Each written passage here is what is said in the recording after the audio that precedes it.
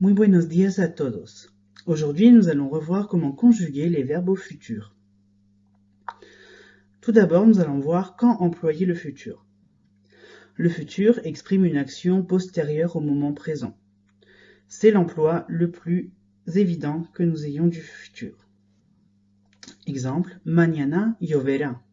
Demain, il pleuvra. En espagnol, le futur peut également avoir une valeur hypothétique. Par exemple, serán las 10:30. Il est certainement 10h30. Voyons comment construire le futur. Tout d'abord pour les verbes réguliers. On part de l'infinitif complet et on ajoute les terminaisons qui sont les mêmes pour les trois groupes. Et, has, a, hemos, eis, han. Par exemple, pour le verbe cantar, je prends cantar et j'ajoute e, has, a, hemos, eis, han. Cantaré, cantarás, cantará, cantaremos, cantaréis, cantarán.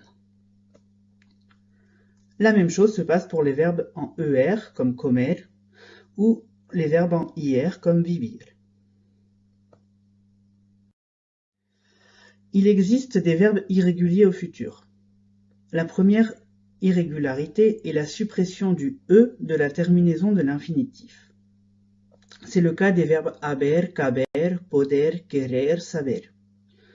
Par exemple, le verbe poder va perdre son E et donnera podré, podrás, podrá, podremos, podréis, podrán. Le verbe saber, sabré, sabrás, sabrá, sabremos, sabréis, sabrán. La deuxième irrégularité est le remplacement du E ou du I de la terminaison de l'infinitif par un D.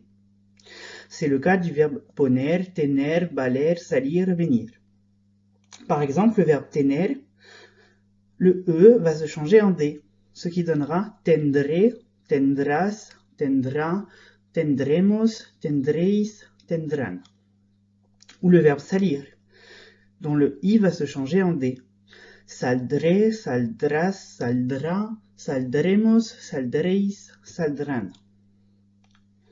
Enfin, il existe d'autres irrégularités. Le verbe decir, qui donnera diré, dirás, dirá, diremos, diréis, dirán.